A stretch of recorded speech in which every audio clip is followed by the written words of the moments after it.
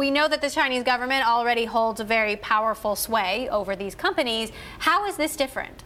This shows that it's even getting more powerful and even more of an entrance into these large tech companies. And some observers find this pretty concerning because these are no longer just media companies. Tencent this isn't does so something much. they've done before, right?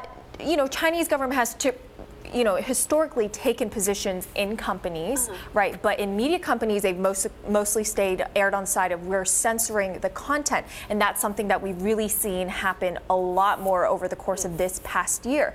Now, taking a board seat, now that is going further than what most people have expected. It's unclear how much of a say they would have in business decisions, however. And it's concerning because now Tencent has data in the world of healthcare. They've also entered in transportation. These are not just media companies, but we know that Xi Jinping's goal is to really control the online world and the type of message and content that's spread on these platforms. So we know that WhatsApp most recently, the latest U.S. social messaging service that was blocked. How does this fit into the broader Chinese government efforts? And do we know that this is only something they're doing ahead of this big Communist Party meeting that's coming up, or is this long-term? Right. I mean, if you talk to experts in this area who watch China very closely, they say this is the new normal. This is the new Xi regime.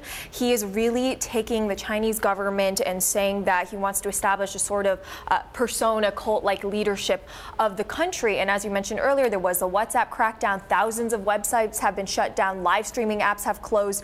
They even released a regulation that bans women from eating bananas on live streaming because it has a seductive air to it. Right, and so it's gone quite far, and it's really a very concerted effort to clamp down on these companies. So I spoke with Baidu President Yashing Zhang about this and said it looks like they're going in the opposite direction when it comes to the Chinese government. Take a listen to what he had to say.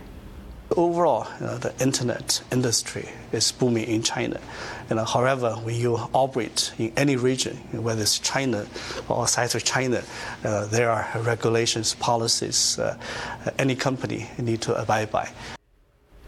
So I push back on that a little bit. Obviously, it seems to me like things are going in the opposite direction.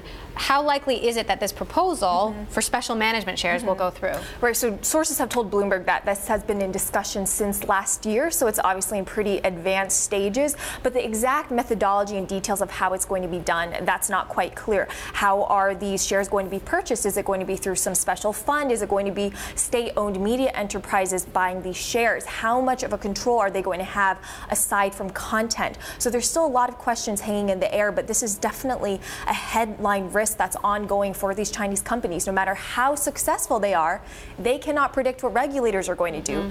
It's always a gray line there.